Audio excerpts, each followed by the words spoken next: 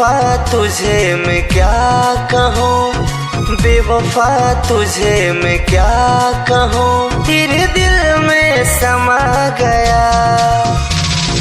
बेवफा तुझे मैं क्या कहूँ, तेरे दिल में समा गया। ला ला ला ला ला ला ला ला आहा हा हा हा हा।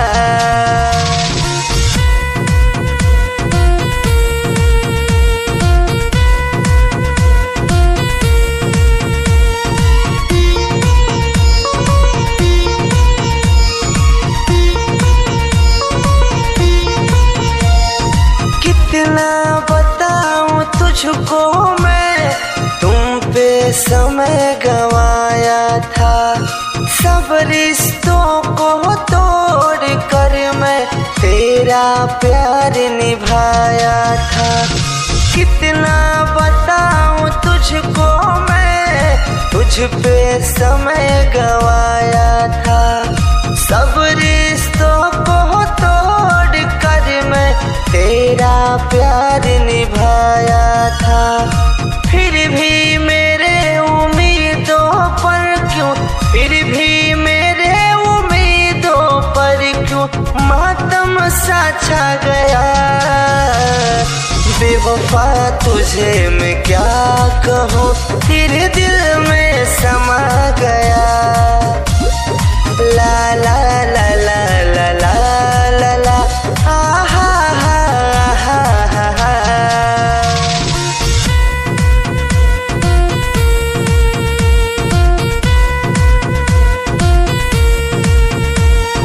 Music by Raghunandan Sharma.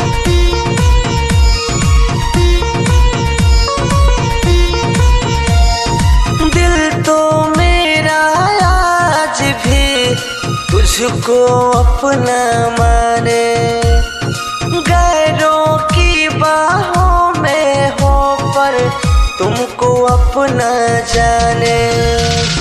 दिल तो मेरा आज भी तुझको अपना माने, गैरों की बाहों में हो पर तुमको अपना माने।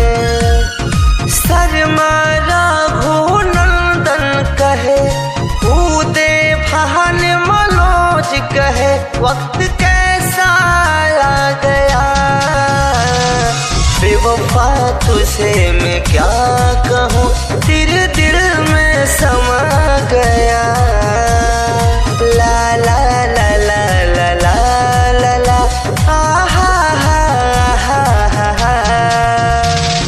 जिस दिन का मुझको डर था वो दिन भी तो आ गया।